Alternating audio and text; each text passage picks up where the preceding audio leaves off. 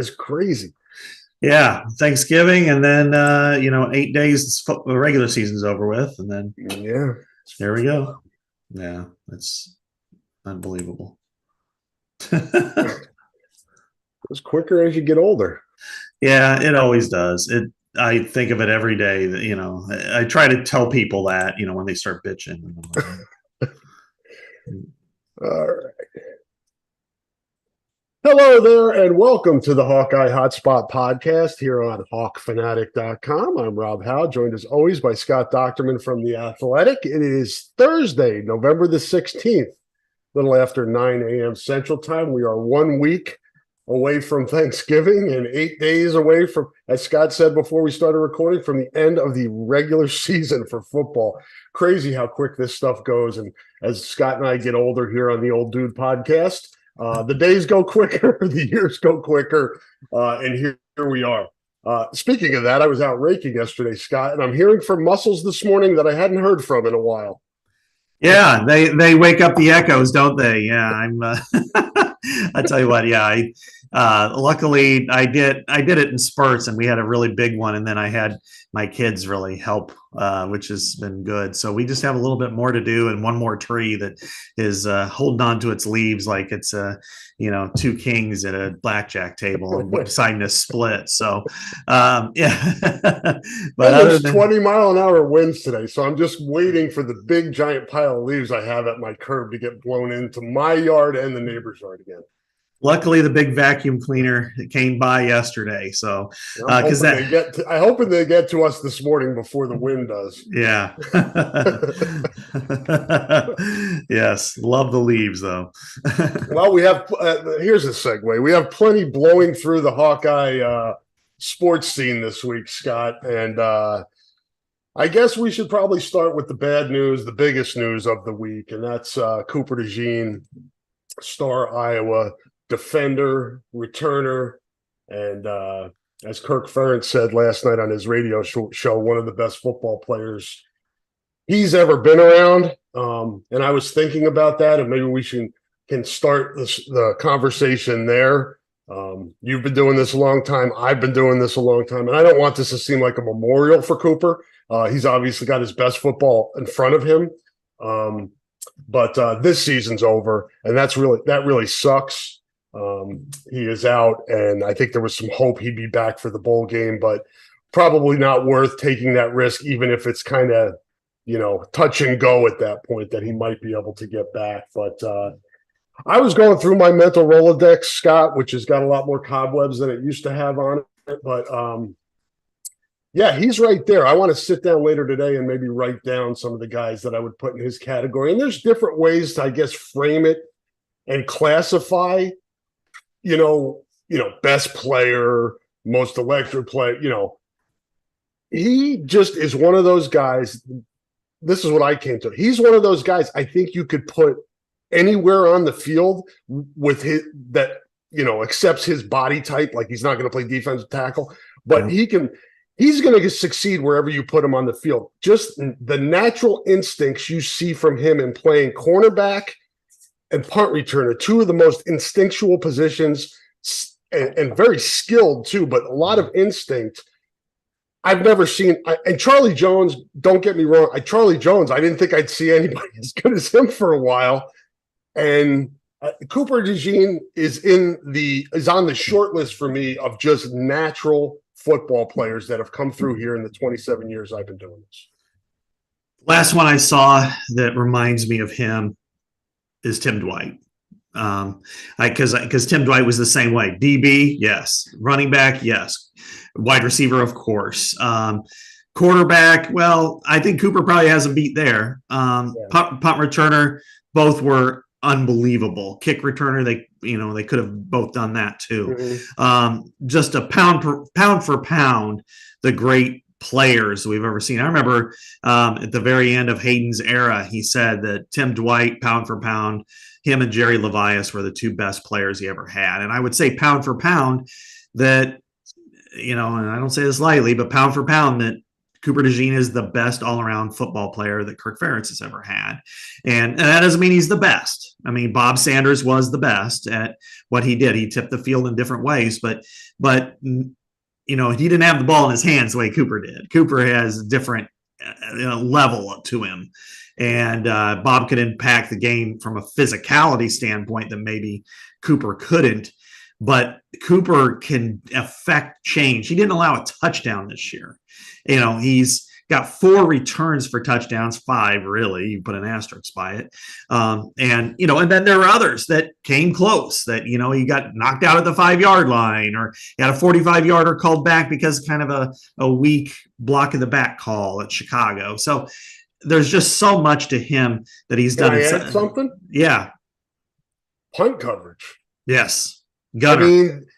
I mean, just his awareness out. Just watch his awareness and his ability to track the ball, know exactly where it's going to be, down it or not. I mean, that's hard to teach, Scott. Yeah, I mean, the way and then there's all kinds of things we can talk about with Senior Day, and then the Tory Taylor part of this too. Yeah. But as a gunner, the ability to race the field, get in position, get the ball, and pin that team. I mean, every time that offense looks and says, "Damn, we're at the 3-yard line," and it goes hand in hand with great gunners and great punter. Yep. And he's part of that. He's Terry Roberts was fantastic. I think he is equally, if not better. And then you look at the way he shifts the field, because he's got such great quickness and ball skills. You look at even a couple of the punts. I remember there's the one in Chicago where the ball bounced. Everybody was just kind of standing there. And then the guy was like 2 feet in front of him. He grabs it, spins, goes 10 yards. I mean, that's a first down he got because of that. To me, maybe one of the, I think Minnesota touchdown might have been the best I've ever seen. Didn't count. But the Michigan State one might have been right there when you look at 3 minutes left, scores tied, everybody in the whole stadium's chanting, "Goop." And what does he do? He returns it 70 yards for a touchdown. That just doesn't happen. And it's just, you feel like you're robbed, Rob. I mean, exactly. You feel like, man, you wanted to see that guy one more time on a big stage. Maybe a crowning moment for the team this weekend or next weekend. Maybe in Indianapolis, he does something spectacular. Maybe in the bowl game, he does something to where you feel like it's concluded. Like Sam Laporta, it was kind of the same way. He came back. That was different. But Cooper, you just feel like, damn. And then, of course, when you take it in totality, Rob, it's just, what a shitty year. I mean, yeah, incredible that, they sit at 8-2, 5-2 with the injuries they've had. Obviously, now this is an additional to Cade McNamara, Eric All, Luke Lachey. If you would have told people before the season that those guys would go out during this season and Iowa would win the West, I think most people would say, well, that's an accomplishment, and Iowa needs one more win here in the last 2 games to do that. I guess from a football standpoint, first, Scott, I would caution people. I've already seen this discussion happening. Does the injury mean that there's a greater chance of him coming back? I would say no. If he's a first-round pick, he'll be healthy by the combine. So, or should be, be able to get. He should be able to get himself into shape, healthy enough to get into shape for the combine too, which is important. You don't want to just come back off the injury and go right to the combine, but it's a process for these guys, and certainly this could make him think a little bit about it. But on the plus side, you could say, well, he may come back because they're unfinished business or whatever reason. He loves Iowa. He wants another season of college. It's a once-in-a-lifetime thing. But you also have to look at it as this is an eye-opener for him, that just from what Kirk described on his radio show, really just a football play where he gets injured, twists it, gets injured, how easily this can all be taken away. And I think he has to weigh that in too. So I would just caution people not to get into into arguments about this, whether or not he should come back. It's his decision. It's his process. He'll go through and he'll get his feedback from the NFL advisory board next month. They're going to tell him he's a first-round pick. He's going to meet with Kirk. Kirk's going to say, we'd love to have you back, but what's the signing bonus for somebody in the middle of the first round? 10 million? Somebody asked me last night, 19th pick, which is what some people have. We have them at 17th. So let's say 17th, about $8 million signing bonus. You're going to come up with $8 million for NIL to replace that. And then to what extent does that burn everybody else, or the potential for getting other people there? Let's put this to rest. I mean, I would be more surprised. I would be more surprised if he came back than if he won the Heisman this year. I mean, he's a rare talent, and the NFL sees it. They know it. He's our guy, Dane Brugler, who's as good of an evaluator as anybody, and that includes people in front offices, has him as the number 17 pick and number 2 corner. I think Mel Kiper has him 1. You're not, you can love Iowa all you want, but you can love them from afar as well. And, you look at, the one player that struggled the most mentally was TJ Hawkinson, and he fits the similar profile. Small town Iowa kid who came to Iowa and became kind of this, and loved the city, loved everything about it. And I think Cooper's in the same boat, personality wise, a little bit different, but head has to beat hard in this one. When you remove it, it just does. And yes, it's unfortunate. And I know I saw a lot of Iowa fans were like, I don't know, there's just something about it. I think he comes back. Well, it's his body. It's not yours. Murray's coming back. Chris Murray's coming back. Yeah, they don't come back. I get it from the fan standpoint, Scott, that it's your wishful thinking. Yeah, you also have to think logically.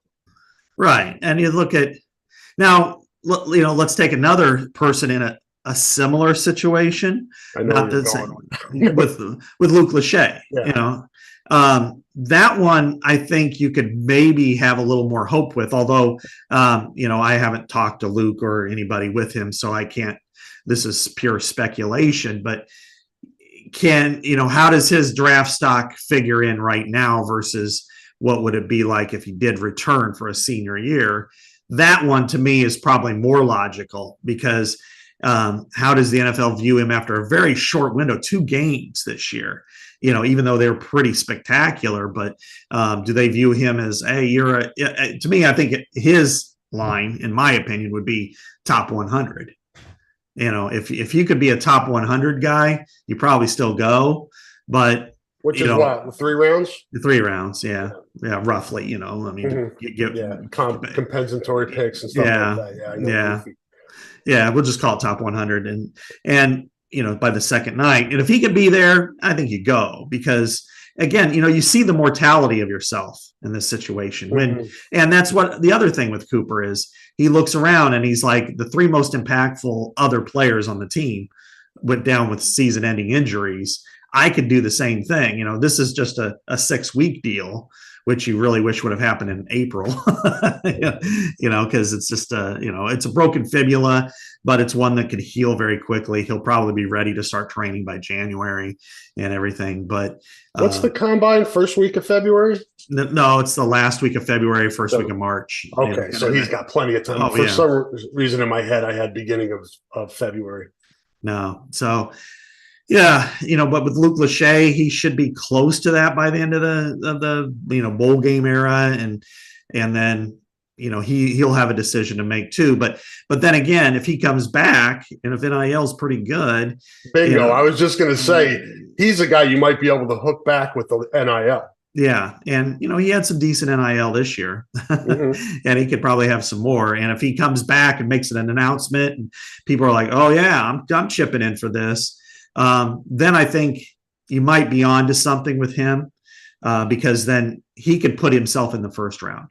He could elevate himself even beyond what Sam Laporta did, who, of course, is having an outstanding rookie year. So that's the one that makes most sense. Cooper does not. Cooper is a first rounder, no matter what happens. It sucks it came on the same day he was announced as a Nagurski finalist. I know. and and the voting goes till Sunday. So if it would have happened one more game, you would have gotten one more game, and he might have been able to really. I don't see him winning now, but yeah. Did want to mention as well, Scott, as we're talking about NIL, good time if you're thinking about donating to the Swarm Collective. Brad Heinrichs and Bruce Rastetter are matching donations up to $1 million until December 31st. So really, really nice move by those guys, gesture by those guys, and really a good opportunity if you're looking to build the I don't want to say the war chest because I don't like that term anymore. If you're wanting to build the account for the December 4th opening of the transfer portal, Luke Lachey, whatever you want to do, think about 2024 Iowa. There's going to be investments that need to be made this offseason. This is a good chance right now to build it up, right, Scott? Yeah, it is. I don't want to give a commercial or anything to them, but I do think that this is the way the game is played. And if you want to be in the great game, like even Bob Bowlesby said 20 years ago, the only thing worse than being in the arms race is not being in the arms race. Exactly. And that's where, that's another war analogy, but it's but still it's true. And if you could look over at men's basketball and think, I think they did all right. Ben Krikke played really well. We'll talk about him later, but I think he could have gotten one more guy. Maybe last year you got that post. Mm-hmm. This year you get something else, and then I think that's the same way, obviously, with football, that you got to make sure you get guys because they're going to lose a lot. The heavy senior class. Cooper DeJean is not replaceable, just like Jack Campbell is not replaceable. But Jay Higgins has done a nice job of replacing him. And maybe Deshaun Lee is the guy that can come in and play well enough. But you have to be in that game, especially with the Big Ten growing. And I've seen people, especially earlier this year, really mad saying, I'm not giving to the Swarm after this year. And I'm like, that's like the last thing you want to do. I'm going to withhold my money so we suck more, and it's just a downward spiral. So, it takes money to produce results. And of course, what would have happened if those injuries would have went to somebody else and they didn't have those players? If you didn't have Cade McNamara, if you didn't have, Eric All, that would have been rough. It's interesting, Scott, too, because from a coach's perspective now, this portal opens December 4th, and it worked out great last year. Cade went in there. He was looking for a place. Iowa was looking for somebody. It worked out great. But we talked about it with some guys on Tuesday.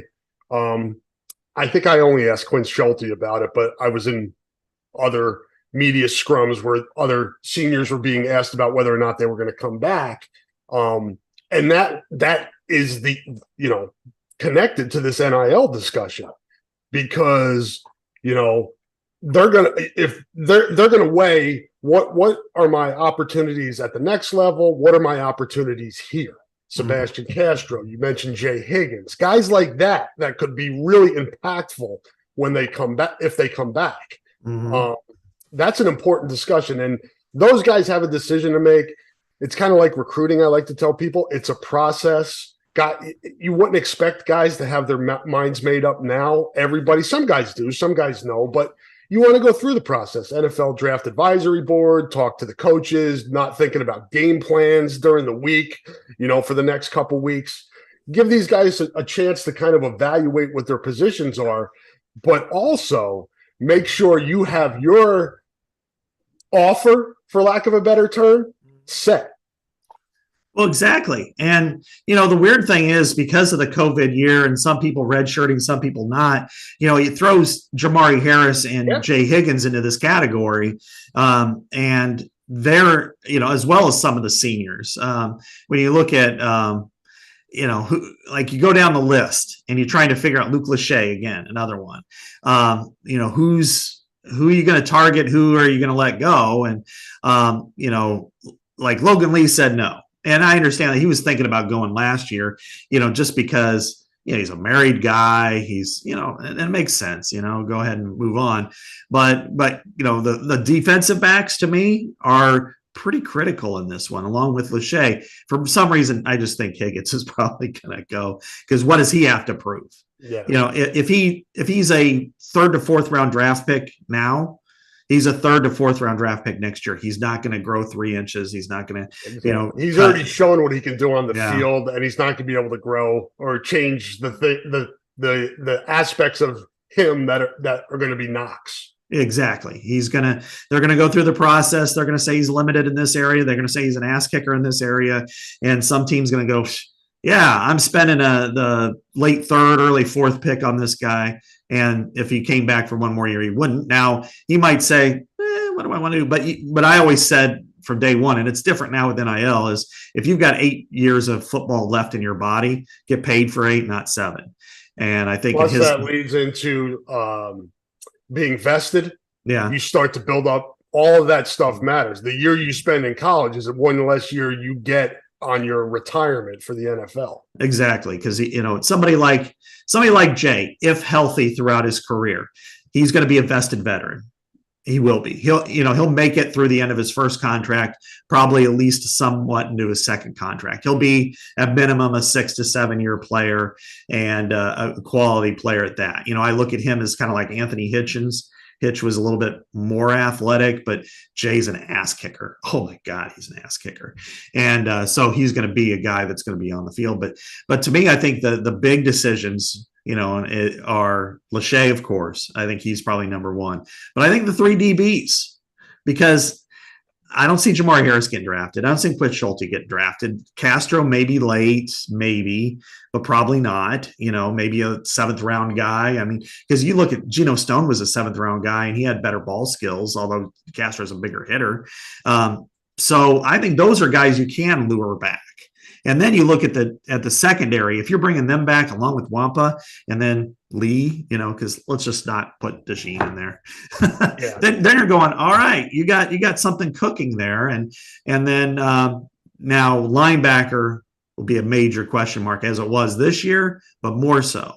And part of that is Nick Jackson won't be back, and and of course if Higgins goes, then you're like, okay, now interesting to see, Scott, how Seth Wallace and Phil Parker feel about these linebackers we've talked about, like Jaden Harrell and Carson Scherer and those. Yeah. Do they feel like one of those guys or 2 of those guys can step in, or are they jumping back in the portal for another Nick Jackson? Yeah, that's a great point, because Jaden Harrell was on goal line.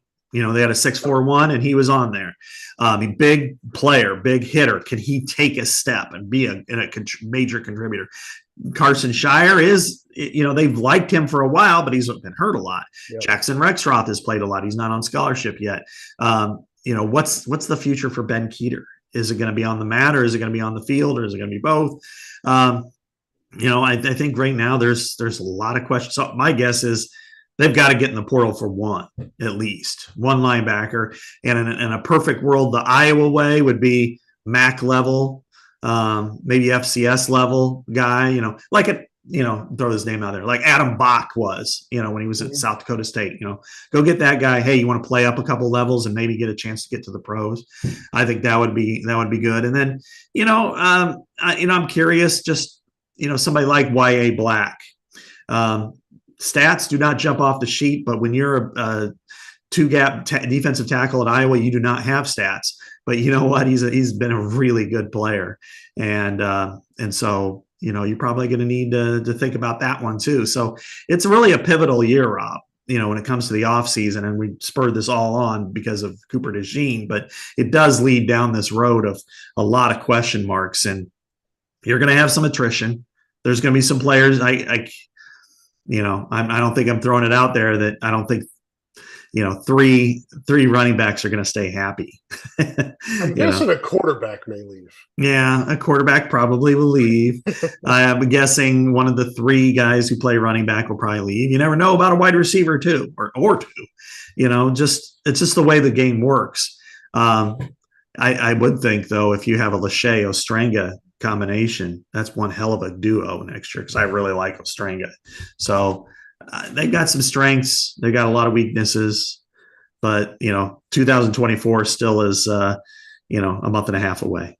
Yep, we'll have a lot of time to talk about this through December and things like that when this stuff starts to become more of a main topic. But we kind of went down that rabbit hole with the Cooper DeJean, which makes a lot of sense. Another roster, not really, because he wasn't on the roster, at least not on the player roster. He's if you go to the Iowa directory, he's a temporary employee. Spencer Petras getting a little cash this year for his expertise, and it's probably worth it with his smart as he is. Nico was telling me the other day what kind of a football savant that Spencer Petras is. But and that he announced this week, or he didn't announce, it was out there that he's going into the transfer portal. Looks like he's getting healthy again from was it a labrum? Yeah, it was a torn labrum and torn rotator cuff. So if you're a pitcher, that's an 18-month injury. Yeah, so hopefully he's getting better for that, and we wish him well. And this makes a lot of sense, Scott. And rather than listen to the critics and the assholes out there that continue to take shots at Spencer Petras, listen to his teammates and how they feel about him and what he's meant to this program and what he's meant to this program this season. You can ask Deacon Hill, a guy who wasn't expecting to play and needs as much tutelage as he can get. Pretty nice having a guy in the room that started at the position for 3 years. Yeah, I always wondered, did he have too many voices in his head? Yeah. With Spencer, with Cade, with Bud Meyer, with Killer Christ, it just got all these people there. But, but with Spencer, I've always been very, very high on Spencer. I always, because of his acumen, and some people are like, hey, you suck. You guys are dumbasses, period. To sit there and to talk smack about him based his football intellect based on what he was unable to do on the football field at times. Because I haven't been around a smarter quarterback at this level. He will be an outstanding coach. He will be. I will make that prediction. I would put money on it that at some point he will. But you only have a finite amount of time to play football. His time at Iowa has expired. With Cade McNamara coming back, you don't really want to go back down that path, especially if you're him. If you wanted to do that, this year would have been the year, and he still wasn't healthy enough to do it. It's a good opportunity for him. If he goes to, let's say, a different style of offense, one maybe that suits his skill set a little bit better. Maybe he puts up some good stats. Maybe he gets a chance at the next level, because now he wouldn't even have a chance. And, and if nothing else, if it doesn't work out from the playing perspective, at least he's around a different group of coaches, learns a different style. And that's what you want as a athlete, to have a chance to get exposed to different types of systems. So then when you are, in his case, probably, in a year and a half to 2 years down the road, and he becomes a GA somewhere, he can, I was in this system for 6 years. I was in this one for 1. I understand the game at a level that few people do. And eventually that'll get him, a gig, and then eventually a quarterback coaching position.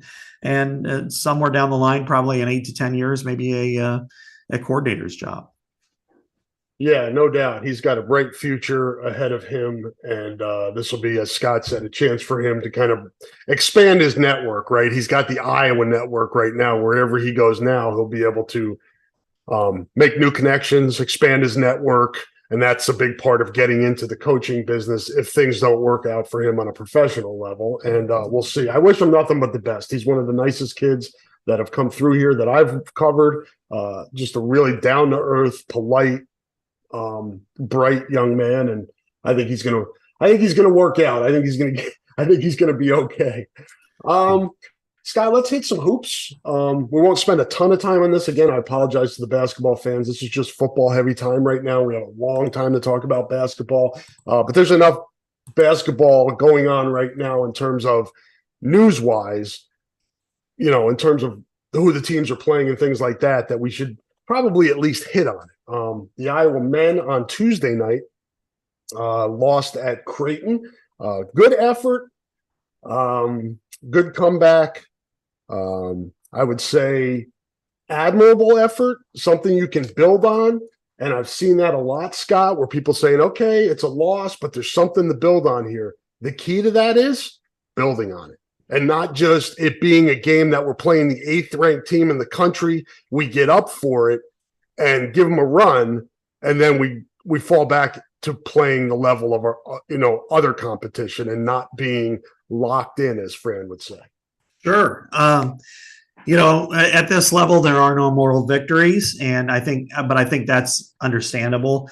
But I also think you could take something away from every performance, and if you build on it, as you said, then I don't think that the result is a negative necessarily. I mean, let's face it: you go to the number 8 team in the country, you play a really late game, and then you're also playing, in an environment that's sold out and one of the better ones in the country. It's a bigger arena even than Carver, and to play against an opponent like that and to compete, they were down to 17 midway through the second half. This was that chance to me for Iowa to, okay, what do you got?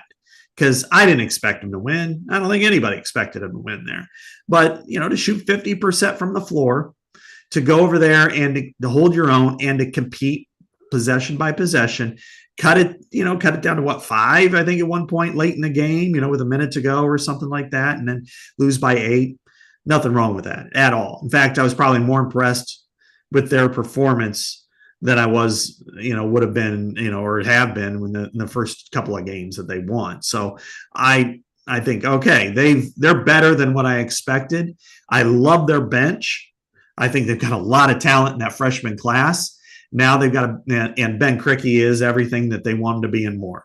So now, okay, how do you take the next step? Well, Arkansas State's tomorrow night. You know what? Back it up with a consistent performance. You should win by at least 20, but play well. Do the right things. That's how you build off of a game like this that probably taught you something and probably helped Fran McCaffrey more than if they would have had some monumental upset. Definitely. I think I agree with what Scott's saying, and I think the formula or the setup that we thought would work for Iowa this year, Scott, is kind of playing out in terms of balance. There's no Luka Garza, there's no Keegan Murray, there's no Chris Murray. You need to have balance. They have got 5 guys averaging double figures in scoring, led by the aforementioned Ben Krikke at 18.3, Peyton Sanford at 16.3, Patrick McCaffrey at 15.3, Tony Perkins at 12.7, and the freshman of the week in the Big Ten, Owen Freeman at 10 points per game. Laje Dembele off the bench with 6, and Bowen averaging 5.3. They're going to need that balanced scoring on a given night. Whoever has the best matchup, things like that. That to me is a good sign. They're figuring out that they have to play this way. That they're not going through one guy. They're going through whichever is the best matchup, whichever the whatever the opponent, however that matchup is, they take advantage of that. That can be good, that can be bad. End of game situations, who takes the shot during the game. It's pretty nice when you have a lot of guys to go to. Got to continue with that down the road here. And 90 some points, not a good sign for an Iowa team defensively. And the biggest concern for me that is directly related to that, Scott, they came into that game having beat their first 2 opponents and rebounded them by only +4. Those 2 bad teams last week. The other night, I believe they were out rebounded by 8-ish, somewhere in there. To me, that's a concern. Yeah, and those are the areas you have to really look at, and I think that's where Fran has to evaluate his talent and where to put players and how much to play them. Because when you look at Owen Freeman, Dembele, do you get them more out there to make sure you can get better rebounds? I mean, even kind of down the list, Evan Bronze, do you put him out there a little bit more often to make sure that you have a little more girth and you're not and that's really going to be something that they're going to have to work on defensively. I mean, their liabilities on defense are comparable to the football team's liabilities on offense. Exactly. It's style of play. That when they lead the league in scoring, they were last in the league in defense. it's just a matter of, can you stop them a little bit more often and stop the ball and be better in transition, which has always been a very, very difficult situation for Iowa.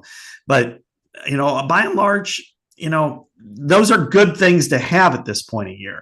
You're in mid-November, which usually the season started now, but they have things to work on, things to look at. How do we get better here?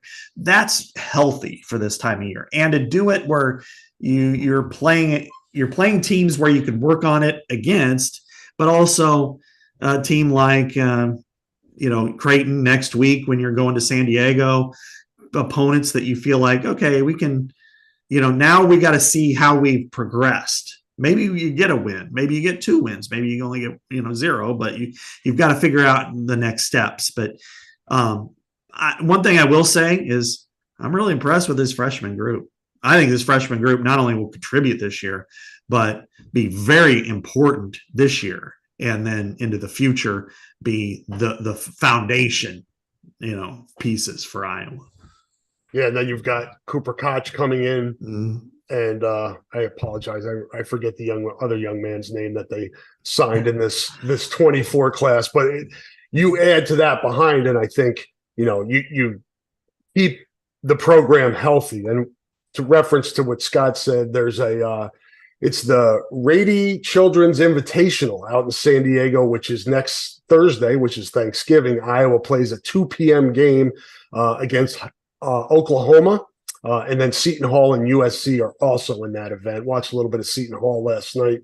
I forget who they played, but quality team there too, athletic team, defensive team. So, and USC is usually good too. So that'll be good competition. They got their first kind of measuring stick against Creighton, and they'll get that again next week. And then not far off is Purdue, December 4th. It's coming quick. So. Yeah, that's going to happen very, very quickly. I mean, this stuff just goes, and you're like, whoa, wait, how did this happen?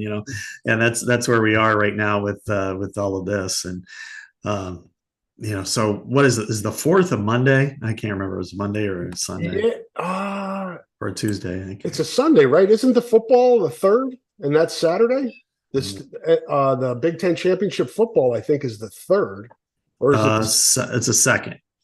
Okay, so that would be Monday night, right? Then, yeah, that would be that basketball game. That's odd.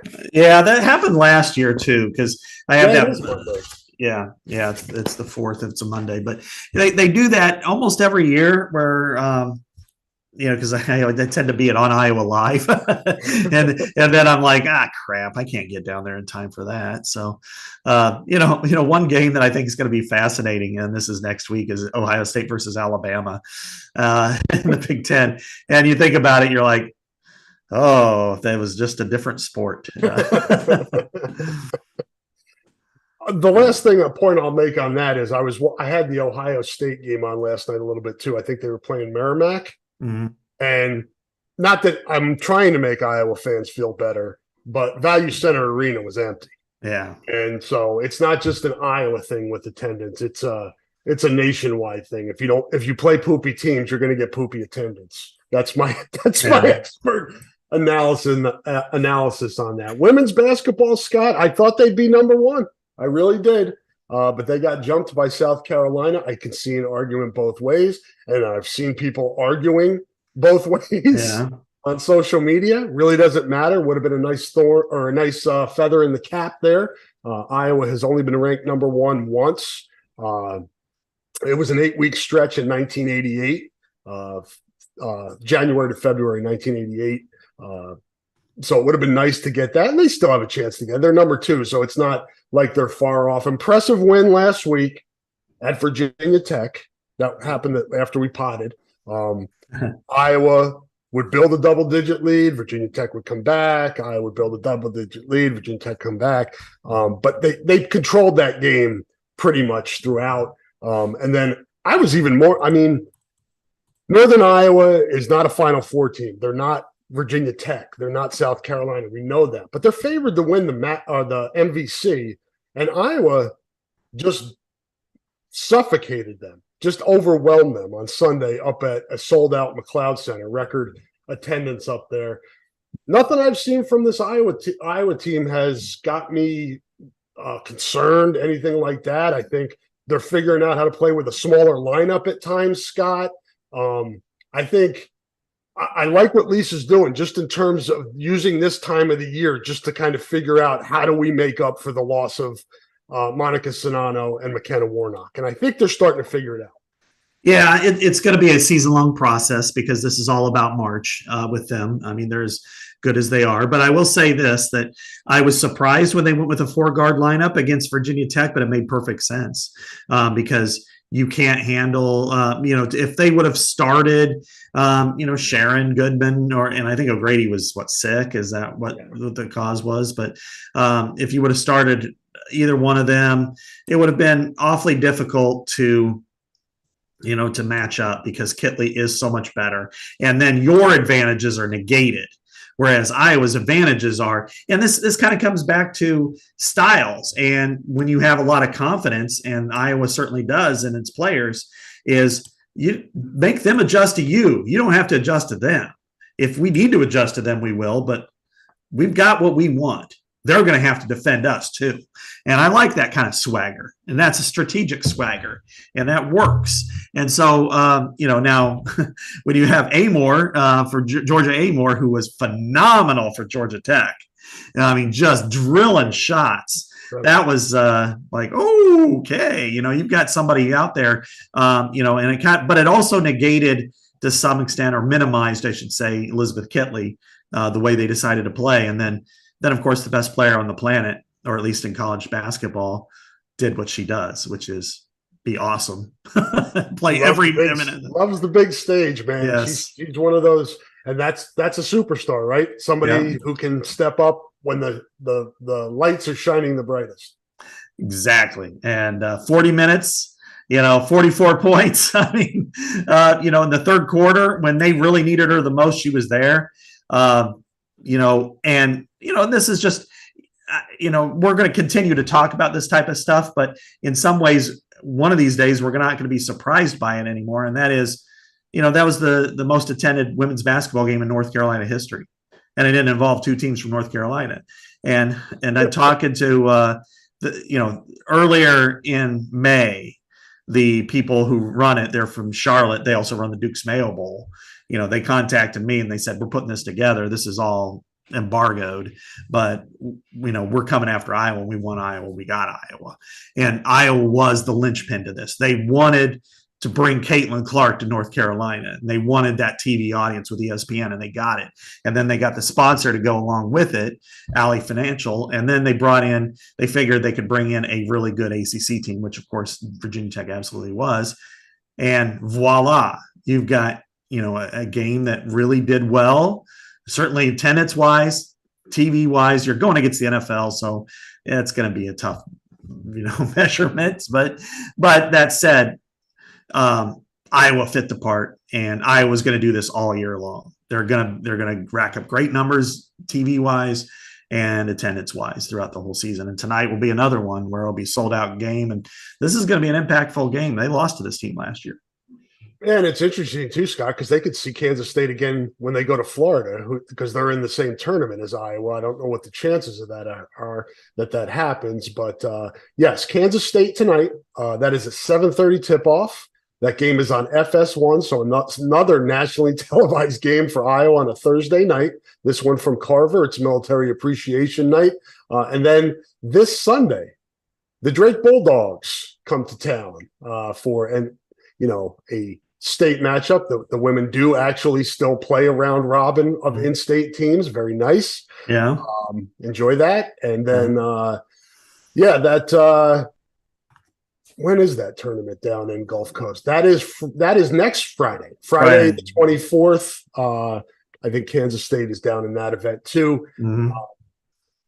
Iowa opens with Purdue Fort Wayne, then the winner of Delaware, Florida Gulf Coast. So that event is next week as well. By the way, Caitlin Clark is the all-time leading scorer at Iowa. We haven't mentioned it yet. Yeah, she just broke Megan Gustafson's record. Yeah, nice little footnote there, Rob. One of the it's funny how things have changed even in the last few years when we start to talk about basketball. With not only with Luka Garza doing it, that was a big deal, and it was during COVID too, which was really unfortunate. Yeah. Megan Gustafson, National Player of the Year. Now every time Caitlin Clark does something, it's like kind of throwing up the hands like she does. It's like just another great record, but this one's not one to sneeze past. It's Megan Gustafson wasn't. I was sitting there wondering, she was the Mount Rushmore, the GOAT, the best player Iowa's ever had, and then all of a sudden, this next person's going to take it to a completely different level, and that's not to minimize Megan Gustafson, who I think is just a tremendous player and even better person.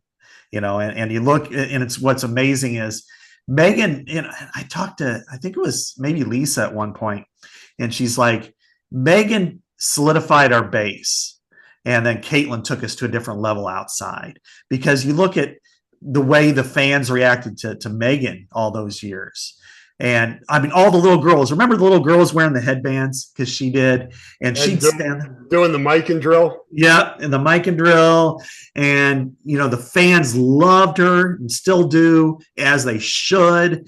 And then, and now you have, I guess it's kind of like Bird and Magic, and then Michael. I mean, an Iowa scheme. It's a good analogy. Yeah, because you think about it, Scott. Sydney Hogjorn had that scoring record for so many years. She set it back at the beginning of the program. Yeah, back in the 70s.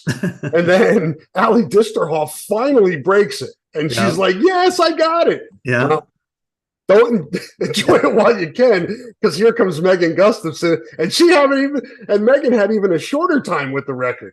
I know. I mean, she's just like, I loved her video. She was great. She's such a gracious person, and she's like, well, I wouldn't mind having it a little longer, but you're the right person to have it. And, but you cannot help, in my eyes, you cannot help but admire the program and how they're able to adapt to their players and then put their players in a position to be among the greats. And that's, really over the last 10 to 15 years with Cash Alexander and Samantha Logic and then, Ali Disterhoff and Kathleen Doyle and then Megan Gustafson. And of course, the great one, the Wayne Gretzky of this era. I'll just start throwing out all kinds of great comparisons. That's probably, if there's a stylistic type of player, it's probably Wayne Gretzky, just because he was so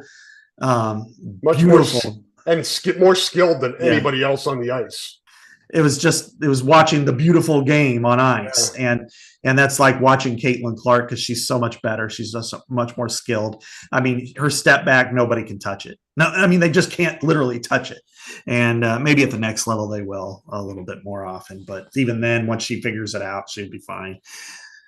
I think she's even better this year at getting to the basket too and finishing at the rim. And that comes with strength, right? Yeah. She's not the thickest kid in the world, so she's had to add strength, kind of like Utah. Remember, Utah couldn't put on weight, but he got stronger and then was able to, utilize his skills to the full, especially around the rim.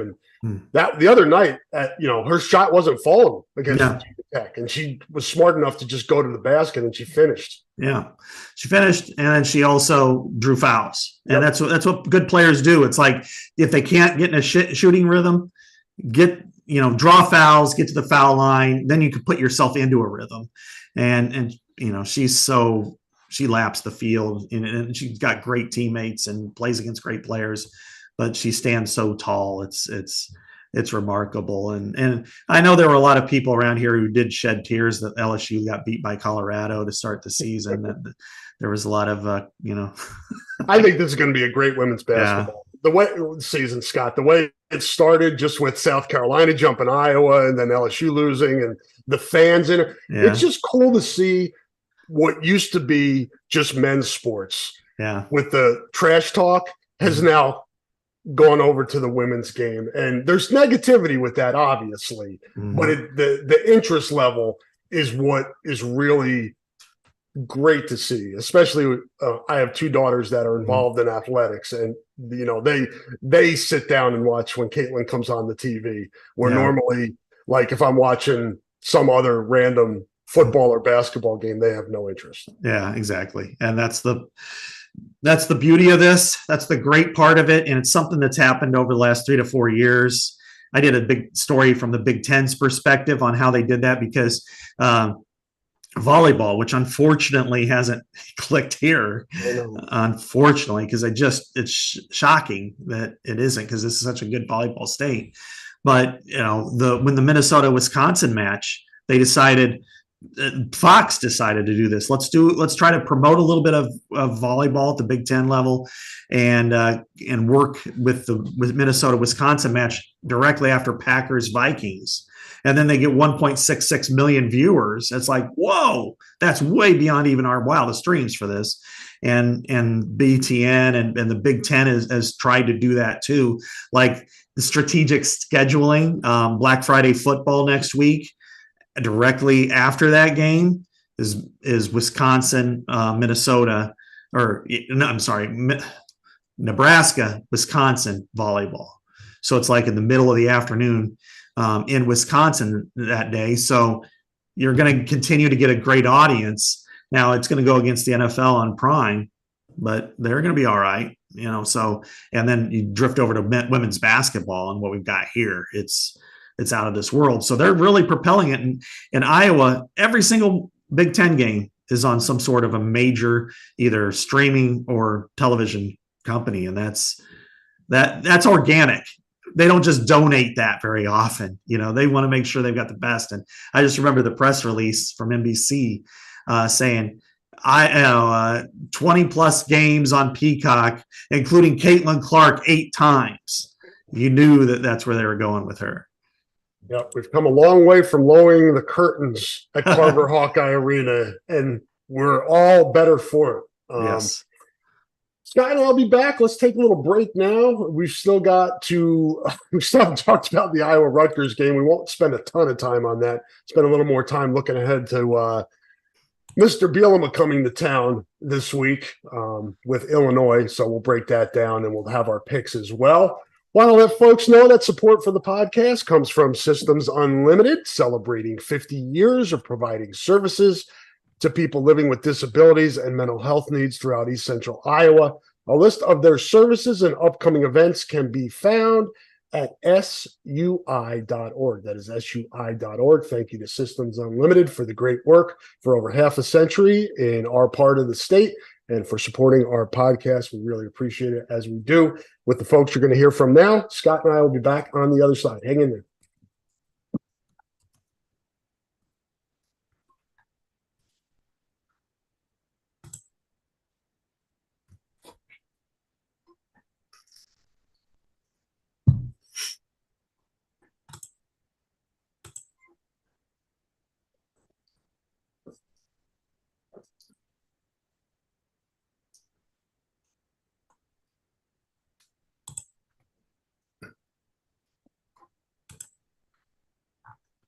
And we're back here on the Hotspot podcast here on hawkfanatic.com. Thank you to our sponsors. Thanks for all you guys out there for listening. Scott, want to hit something quick before we get into the Iowa football game discussion. Discussion in the chat room about Eric All coming back for 2024. I don't see it. I think he put enough on film this year to make him attractive. I'm not sure how much he can improve his stock, and he's dealt with injuries now for 2 straight years. So that's my 2 cents. Yeah, he said from the very beginning that this was a 1-year thing. Oh, okay. I guess I missed that. Yeah, and so now he could change his mind. Of course. You've got to pony up again. There's another player to pony up for NIL, but he did have a back issue that cost him all but 3 games last year. This year, I don't know, what was it, 5 or 6? He got to play half the season roughly. Would he benefit from another year? Yeah, I think so, because I saw him improve a lot. and it wasn't so much in his pass catching, it was his blocking. Yep. And he's talked about the Iowa blocking system and how it's so much different than what he's talking about, just kind of the way they run through players as opposed to kind of get in front, wall off, and do that sort of thing. But again, one of the things when we're talking about football, we're dealing with people's bodies that aren't our own. And it is such a violent physical sport that everybody gets hurt. It's just a matter to what degree. And if you've got, in his case, 7 years of football left, go get paid. And now he's probably going to be a lower level draft pick than, say, Lachey would be. I don't know that his upside is as high, although I think he could be a very good player at the next level. Probably a little bit less than Noah Fant, but maybe a number 2 tight end in the NFL. That said, if you want to make a run at him, please do. Yeah. It doesn't hurt. It could be a situation too where if Luke decides to go, then maybe you invest more in Eric All, or vice versa. Yeah, exactly. And my guess is, and I'm only speculating because I haven't talked to either one of them, is that if you've got probably more of an opportunity with Luke than you do with Eric, because Eric's older, came here as a rental player basically, and now it's what he said, and here he is, and it's probably, okay, I've played in 2 different systems. I played well in 2 different systems. I've got an ACL. I can't afford to, he's probably not going to get drafted. He probably, now that could also impact him. If, you're talking about October, to what degree is he going to ever be healthy? And does it behoove him that, you up the ante, maybe he comes back, but I just don't see it. I think you take your shot when you can take your shot. And now Luke Lachey, I would guns blaze on that one, because I think he could win the Mackey next year. I think he could be a top 15 draft pick in, another year. This time, I think he's probably 3rd to 4th round, just based on his film. Because his last year, he didn't get he didn't get a lot of balls his way. He did score 4 times, but he had Sam Laporta there and an offense that really struggled moving the ball. I think you would hope that maybe with a different OC, maybe a healthy Cade McNamara, maybe he gets a little more action next year. And we got Zach Ortworth on the come up. He's the Addison Estrenga of this year. And then you've got, 2 really good tight ends in this 24 class, Gavin Hoffman and the kid from Omaha. I'm bad at this stuff. I'm sorry. But they do have good tight ends coming in. And Ortworth. Michael Burt. That's it, Michael Burt. I did a podcast with him. How can I not remember his name? Senility, guys. Yeah, it does set in. Yeah. All right, let's do some football talk here, Scott. Actually, like game strategy. That was cool what we saw on offense from Iowa against Rutgers. I was talking to Jovan and Jordan about this on Sunday. Stuff we had been talking out on the podcast, nothing earth-shattering. It's not innovative, any of that stuff. It was just basically some elements that you see every week elsewhere around the country. Empty, stacked receivers, motion, things to actually make the defense think and have to communicate. There was a lot to like, Rob, and maybe it's, it's kind of there was a skit that Eddie Murphy did. I'll skip the front part, but I'll talk about Ritz Cracker. I'm with you. And you're like, oh, this is the best Ritz Cracker I've ever had. I haven't had a Ritz Cracker like this in 6 months, or whatever. And that's kind of the way it was watching this offense. It's like, 400 yards. They hadn't had that happen since Maryland in 2021. They ran for 180. They passed for more than 200. This was exactly what you want in complementary football. And if Iowa could play this way, Iowa can hang with just about anybody. And, the fact that they were able to dictate tempo was huge and run the ball when they wanted to, where they wanted to, and how they wanted to.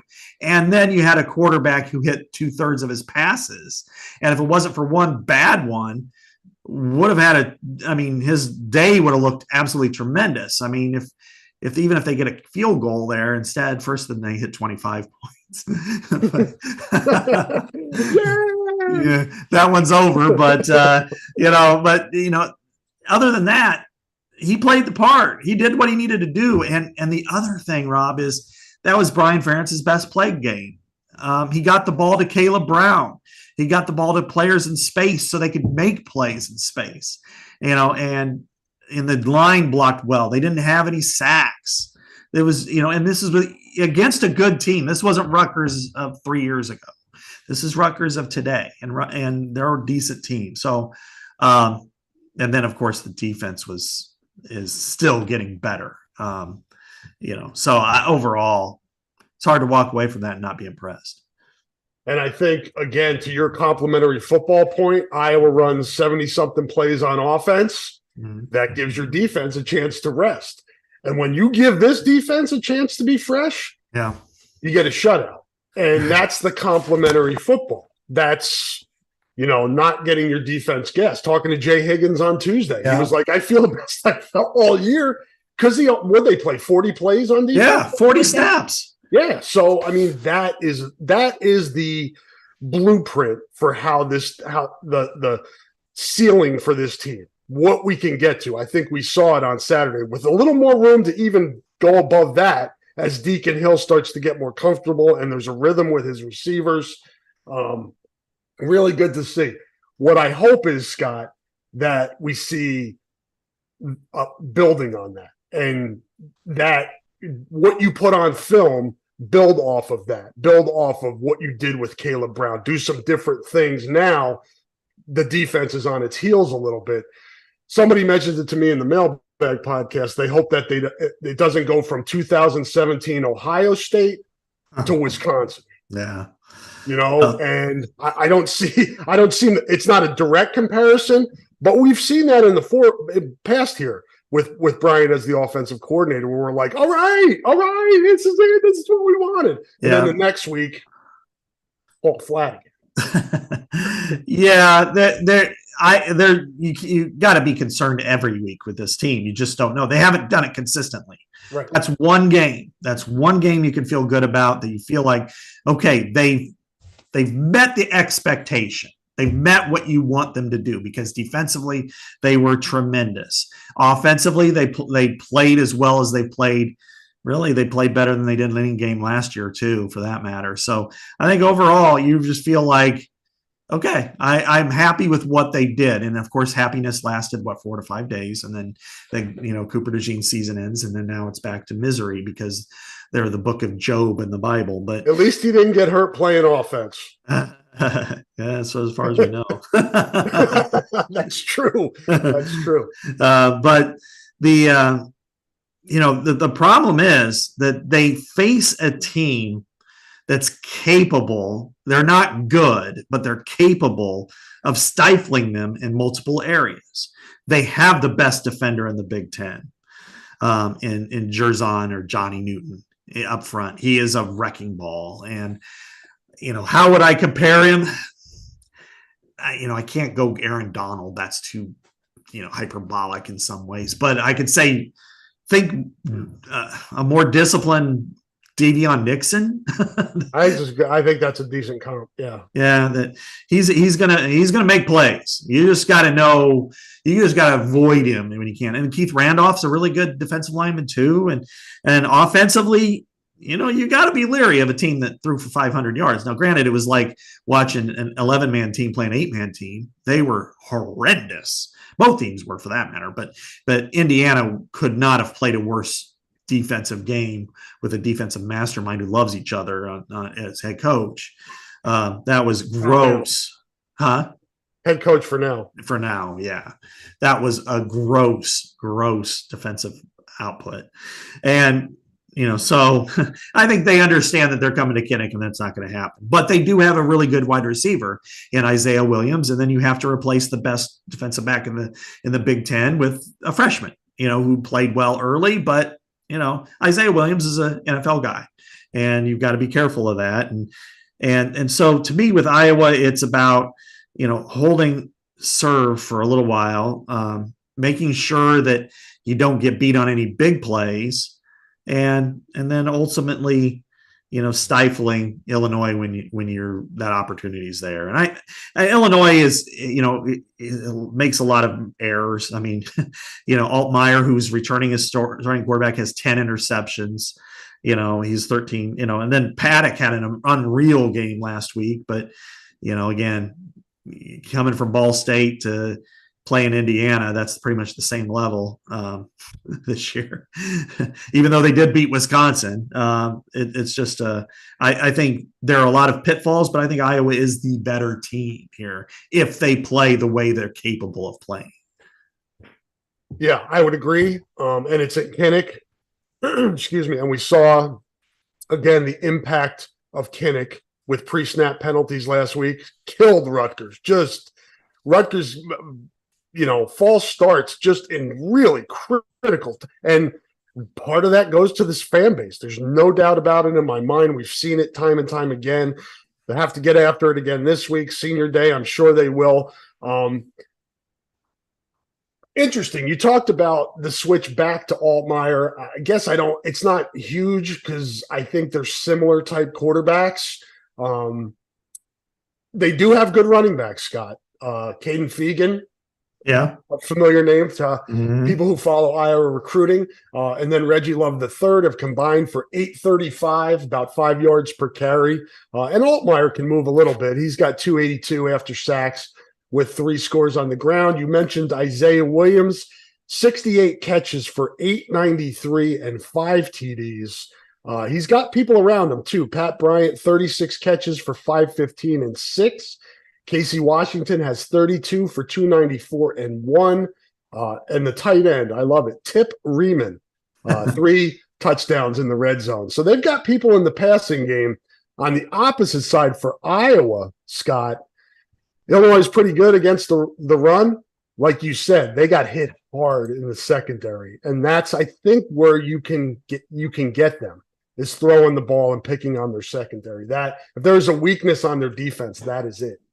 Yeah, it's completely opposite from last year when they had one of the better secondaries I've seen in the Big Ten in a while. I mean, 3 guys that were drafted in the first, 2.5 rounds of the draft, and Witherspoon was fantastic. So, yeah, they are much weaker there this year than they were previously. They do have a couple of players that can burn you, but this is a game where if you can run the ball with any effectiveness at all, then it opens up everything. Then the play action comes in, then the boots come in, and then you get tight end movement. And then you've got, and again, they're so weak in the secondary at times, and certainly they played that way last week, that then you can hit a home run.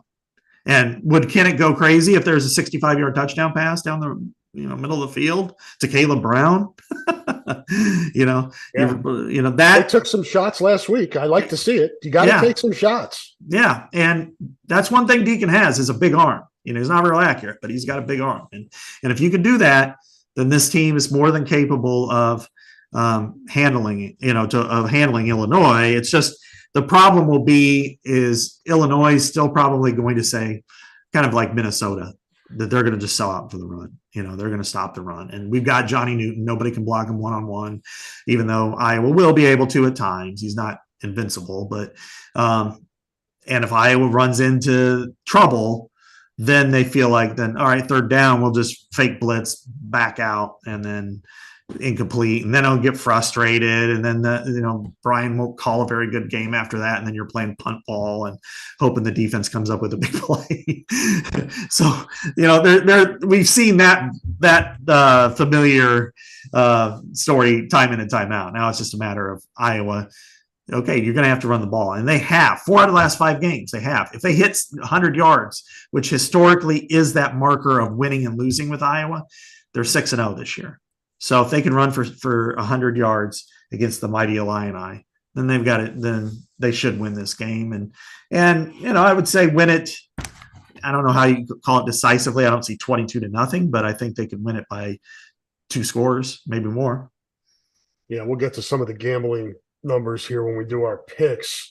The one worry I have each week, Scott, with Deacon is the pocket presence and the feel in there. Yeah. And this is a scary game when you have guys coming up the middle like that, which if you focus on too much, you let the edges come in.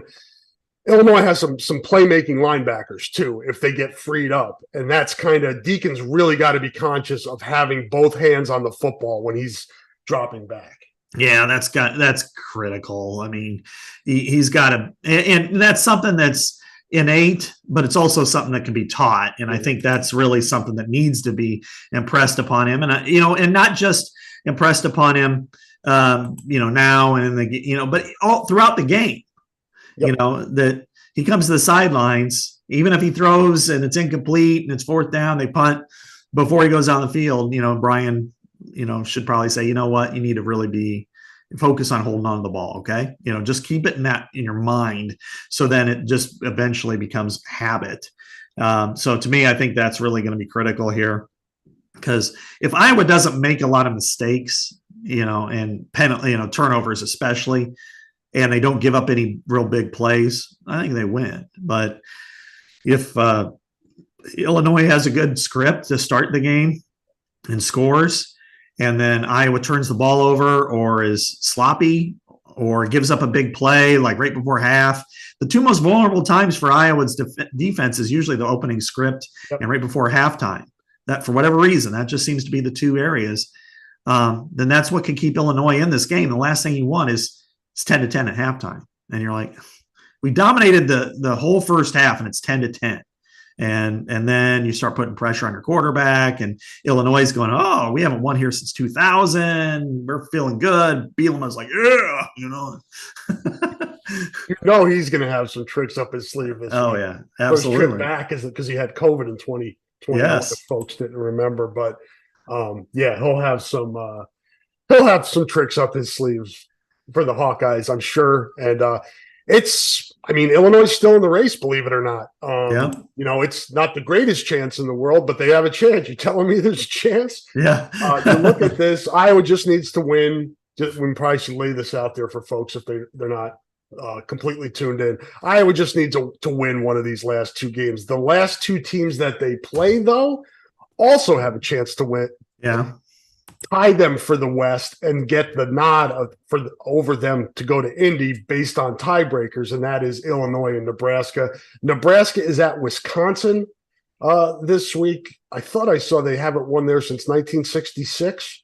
I know that's not they haven't played there a ton, but they've played there enough since they've been in the league that's pretty significant. And then Illinois after this week plays the Northwestern game, and that's not a give me the way Northwestern's playing right now. Mm-hmm. So I wouldn't get too comfortable. You can be a little comfortable with where you are as a Hawkeye fan, but don't get too comfortable, because this league and this division in particular has just been nutso all year. Yeah, you got a 5-way tie for second. At 3 and 4. At 3 and 4, and all of them are 5 and 5. And so they all have a chance to go to a bowl, and they all have a chance to stay home. Yep. And they all have a chance to potentially tie for the league title, maybe even win it. Or this is the way we needed the West to be. Yeah. The last year the West needed to be like this, Scott. Yeah, exactly. You've got to complete anarchy. We need craziness. For the 30 for 30. Yeah, 30 for 30, the final season. We had one for the movie about the Norway baseball team. Now we need one on the Big Ten West. But the one thing you don't want to lose track of, though, if you're a fan, and certainly the players won't because they're smarter than we are, is that these last two opponents beat them last year. Yep. And one's a trophy game, and one might as well be. Illinois. I made the joke that to Josh Whitman, he just started laughing. I said, you guys need to play for an orange cone, a traffic cone. I said between 74, 88, 80. Yep. How many times have we driven that road and there's barrels and cones, and so the orange cone rivalry, and there's a much bigger history between these two programs in a lot of ways. Basketball more even than football, but so you lost last year 9-6 over there. It kept you from winning the Big Ten West. And Nebraska beat you and kept you from winning the Big Ten West. And there's not a person alive that likes the black and gold that wants to have Nebraska win again. So those are things that when you get to the micro, they're really important. It is. The Big Ten West is absolutely important. Keep winning, accumulate this, go to the championship game. But ultimately, it's about beating your rivals too, and winning these games and beating a team that, you look at all the near misses of touchdowns this year in the last 2 years, Rob. You look at the Jack Campbell at Minnesota last year. He wasn't out of bounds, but they called him out anyway. Riley Moss, if that one kills me. I had the photo, man. I was right. He was coming right at me. I had the photos. Yes, I have the photos, but they're useless. Yes, I know the footnotes or I was like the Tupac holograms of journalism. the photos and the stories that were died because of changes in late. And of course, the biggest one of all in my eyes is Cooper DeJean. Even though last year Riley Moss, that was a big freaking play. Yep, that was huge because they would have won. Yep. It was 6-6 at that point, and he wins the game, and he was an electrifying player as well. But so ultimately anything's possible here. Iowa could win and just end all of the drama, or Iowa could lose and add a hell of a lot of drama to the last weekend.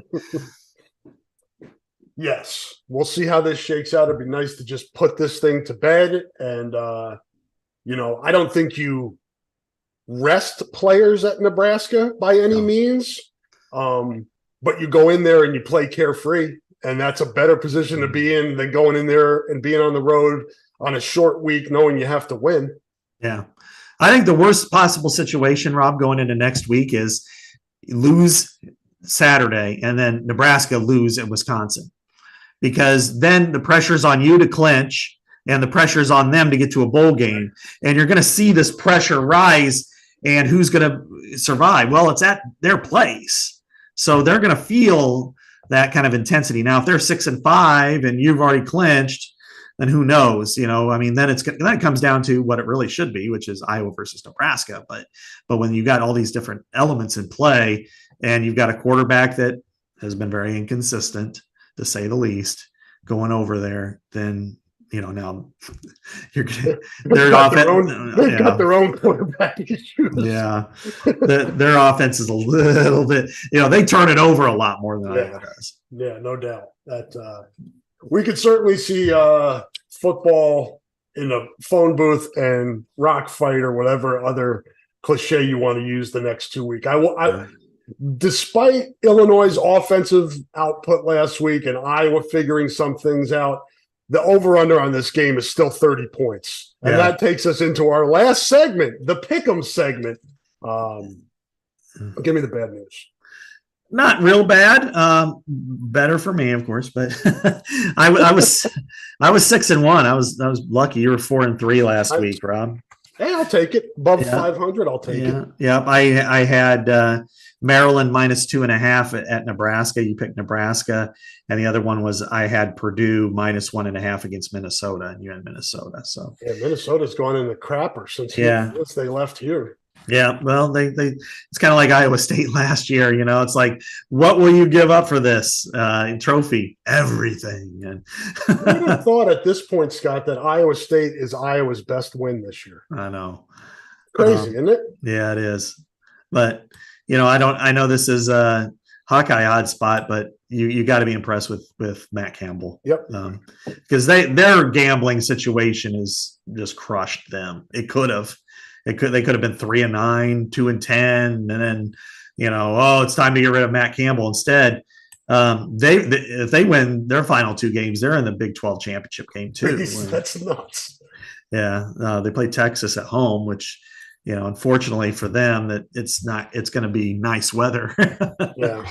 And then they play Kansas State. Both of them will be tough games for them, But for this, you're 46, 44-1, so you're about 500. I've had a very fortunate year. I'm 54, 36-1. So damn, man, you should have been playing those, real life playing them. I know. So, of course, as soon as I do that, then I'm gonna. Yeah, as soon as you start to partake is when it goes the other way on you. Yeah, exactly. Here we've got the sock fight bowl. Let's call it that for the Spittoon. Michigan State at Indiana. It's Indiana is a 4.5-point favorite, and Michigan, the over-under is 47.5.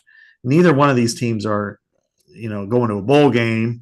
And this is in Bloomington, Scott? This is in Bloomington. I'm still going to take Sparty with the points. Just the 4.5? Yeah. Yeah, I'll take the points because I can't. Neither one of these two teams is good enough to throw that many points. Yeah. If they would have held on and won, I mean, they were up by 15. They were up 27-12 against Illinois. And then they would have had, they would have been 4-6 and have a chance at a bowl then because they're playing Michigan State and Purdue. And then I thought, well, maybe Indiana's kind of cruising towards the end. And instead it's, after last week, you got to rally those troops up again. And after what Tom Allen said, how many people are going to be buying in? Michigan State, I don't know. It could be a very entertaining game. Just take away the throw the records out just so you can be entertained. I'm guessing there's not going to be a lot of people in Memorial State. No, I think there'll be more people tailgating for whenever the next Indiana basketball game is going to be going on, as usual. I don't know how many times we've been over there where they've had like some sort of shirts and skins or something going on, and everybody's just halftime they're out. Yeah, they're just like, let's go check out basketball, or how many times I've been in Indianapolis and one of our colleagues that covers Indiana, it's like, damn it, they just got to commit, and next thing you know, they're having to write about basketball while they're at Big Ten football. And that's not unusual actually, but all right, next one. And this is interesting.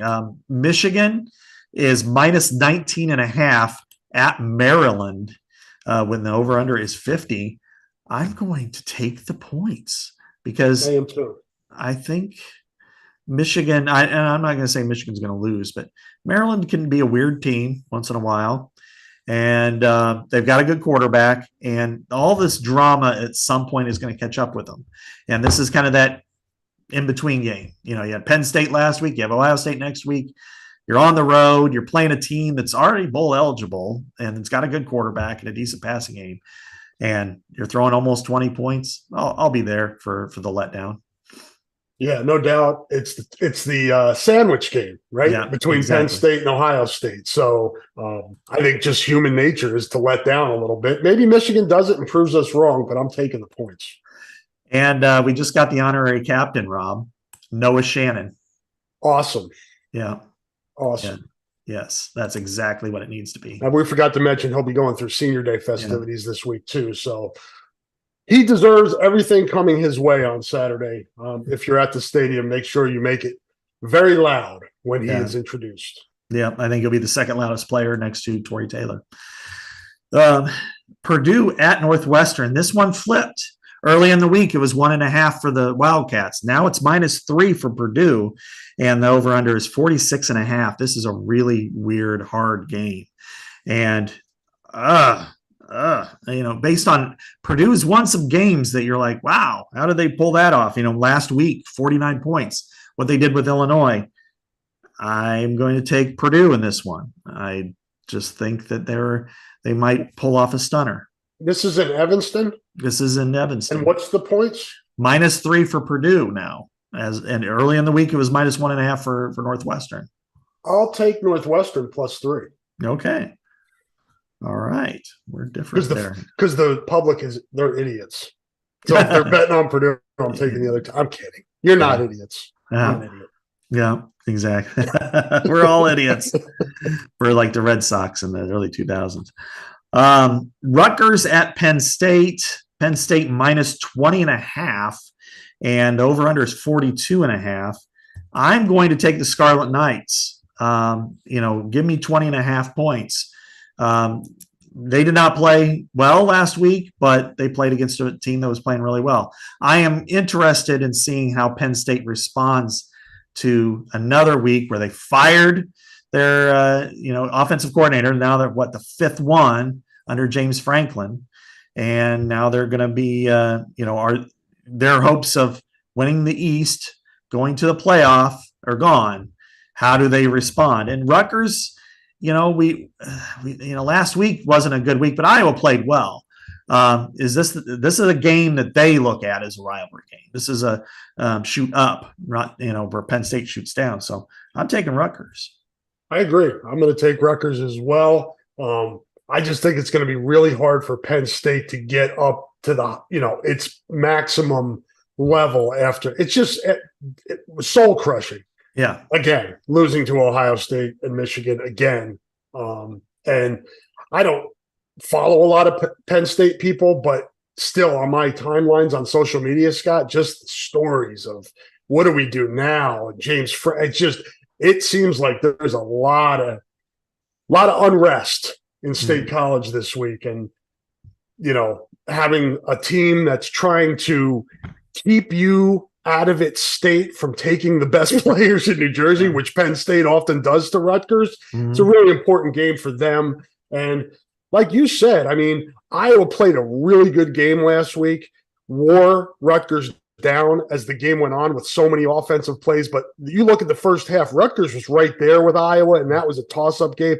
Iowa just played the better game. I still think Rutgers is a pretty good football team. Yeah, I do too. I think they can, this one might be a close game. I'm not going to predict a win. I'm just going to take the points. Yeah, exactly. I think Penn State will win, but 20.5 seems insane. Yeah, exactly. Which means they'll win by 40.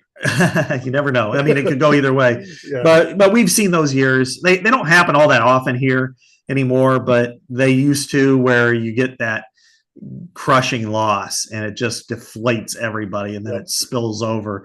And I think that's if there's a hallmark to the Ferentz era, it's that he's usually gotten those things to stop. A couple of times they haven't. I think 2006 and 2010 were the ones that didn't. But I think that's an interesting case.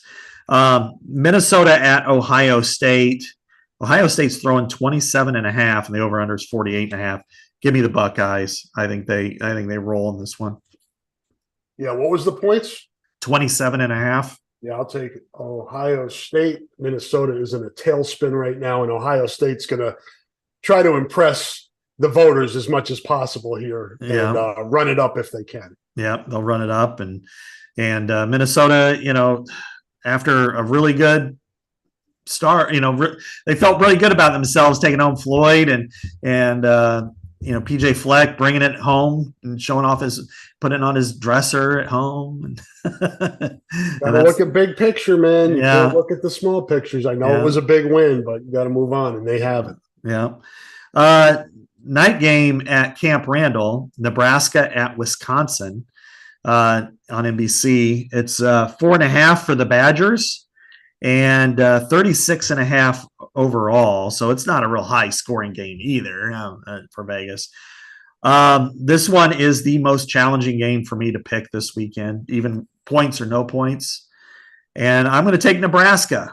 I don't know where this ends up, but Wisconsin has just impressed me even less than Nebraska has. And if Nebraska, they've got their two, you want to call them rivals, that's fine. Wisconsin and Iowa back-to-back to end the season, and they got a chance to go to a bowl game. And they got a chance to go to Camp Randall against the weakest Badgers team we've seen in a while. I think that, this game might be lower scoring than Iowa-Illinois, and I think Nebraska pulls it out. I would probably take them money line. Yeah, 21-17? Something like that. It's 36 points, right, is the total? Yeah. I think at 36 points and 4.5, that doesn't add up to me. I'm going to take Nebraska because I think it's a close game. I would probably take Wisconsin to win, but I think this game's within like a field goal, kind of like Nebraska-Maryland last week. Yeah, I think it's 2017, somewhere in that range, which because Wisconsin's going to struggle against Nebraska's defense. Yeah, absolutely. They've struggled most of the year, and I think it's a night game. It's their senior finale, so they're going to care about it quite a bit. Bowl at stake, and they play for a trophy, although it's not as important as the axe, for Wisconsin. But finally, we get to the one we're going to cover, Rob, and it stayed pretty strong here at 3.5 for Iowa, and over under is 30.5. I like Iowa. I've kind of gone back and forth, and the emotion of the moment of Cooper DeJean, God, they're going to lose, and then you just kind of sit back and you look at evaluate it, and I can see them losing, but I also could see them losing to Rutgers. I could see them losing to any of these teams, and yet they're finding ways to win. They're 16-1 over the last 17 games in November. They're 13-3 over the last 16 games. They are motivated. They have something to play for, and they also have an opponent that they want to beat. Now, as you said, the last time Brett Bielema was at Kinnick Stadium, he pulled one of the all-time greatest fake punts I've ever seen, and maybe in Big Ten history. And he's going to be capable of doing something like that too. But Iowa has a little bit better special teams coaching than they did in 2010. So give me Iowa. I think Iowa punches them in the face. The hook, I hate the hook. That's we've talked about this before, that 3.5. I hate that half, but that's why they do it. They make it difficult on you. I think Iowa's the better team here, and it's a close enough point spread where I can throw those 3.5 points. Don't like it. I probably wouldn't play this game. Probably would lean more towards throwing in a parlay with a money line maybe with Iowa, because I think I like Iowa's chances just to win this game. But I'm gonna throw the points as well. Here are the trends that I pulled out for this one, Scott. Illinois is 2-9 against the spread in its last 11 games. 2-9. Wow. The Illini are 10-3 against the spread, however, in their last 13 road games. So make of that what you will. The total has gone under in Iowa's last 5 games. The total has gone over in 4 of the Hawkeyes' last 6 games against Illinois. Wow. So make of that what you will. Yeah, I remember them beating them 63-0 a few years ago. And then every other game since then has been really, really tight. Something like 17-13 measures up for me, which 30.5 for 3.5, that would be, where you would line up. But I think Iowa wins the West. I think we see emotional Kirk. And I think you see, and again, another really gritty, gutty effort from the Hawkeyes. I've got Iowa winning this in my preview, which you can find on my Twitter X feed. Got the Hawks winning 16-9. Okay. So take the under. Again. Again. You can't go wrong, man. I mean, you might miss it once, but look at it. Last 5, and everybody's like, take it under, and then it's like the limbo. You're just like, how low can you go? And I would jump on the 30 if you like the under, because I think that number is going to drop down a little bit here in the next couple of days, because people are going to come in and say, oh, that thing's 30 for Iowa and Illinois. Let's hit the under. Yeah, exactly. Especially now with Cooper DeJean news, it's going to move. I bet it moves. Yeah, no doubt. All right, 2:30 on FS1, right? 2:30 FS1 Saturday, Kinnick Stadium. For those folks that aren't making it to the game, for those folks that are making it to the game, have a good time, behave yourself. It's a little bit later of a kickoff, so you get a little bit more time to get lubed up. So behave yourselves. Cheer for the seniors. Cheer for everybody. Don't boo. Enjoy the game and celebrate if the Hawkeyes clinch. Another trip to Indy, 2 in 3 years would be, and just missed that one last year too. Should be 3 in a row, but I digress. We're going to say goodbye for this week so Scott can get ready for his next podcast. We appreciate everybody for listening. Thank you to our sponsors. I think we'll move to a different day next week, because we're not going to do it on Thanksgiving. Maybe Wednesday, maybe Tuesday. We'll figure it out. Scott and I will let you know and throw it out there on social media so you can check out the programming change. But we will be back at some point next week to recap the Illinois game, preview the Nebraska game, talk about everything else going on in the world of Hawkeye athletics here on the Hawkeye Hotspots podcast. Until then, be well. Say goodbye, Scott.